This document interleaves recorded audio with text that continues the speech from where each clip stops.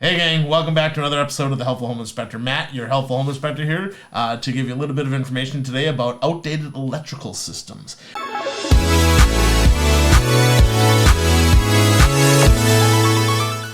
Electrical safety has changed a lot over the years, and a lot of it has come because of some just technological advances, but others are basically with focused intent on protecting us better and protecting our homes and our belongings and those types of things.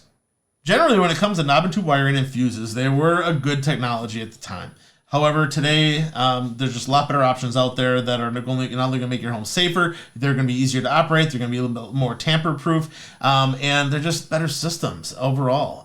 When it comes to these systems, a lot of times their perception is much worse than what they actually are. So when somebody sees knob and tube wiring or fuses, they may freak out or make a big deal out of it. It's not as big of a deal as you might think, but they are outdated electrical systems that should be replaced in your home. When we talk about comparing fuses to circuit breakers of today, very similar concept and using that overcurrent to cause a trip or a break, except in a circuit breaker it can be reset, where a fuse you have to replace it. But the circuit breakers also are less tamper-proof, so you can't use little strips of metal or pennies or anything like that to bypass a circuit breaker. The only way to correct a bad circuit breaker is to replace said circuit breaker. There's not really any other option. When it comes to the home inspection portion of your real estate transaction, when it comes to these fuse panels, okay, if it is your main panel and it is a fuse panel, it would almost always be listed as a defect to the home. In some cases, you may have a sub panel in the garage, you may have a small little fuse box thing that's up by the sump pump. Those things, or on your furnace maybe, an older furnace system might have one on there as well. Those things wouldn't necessarily be listed as a defect, they would just be suggested to be upgraded.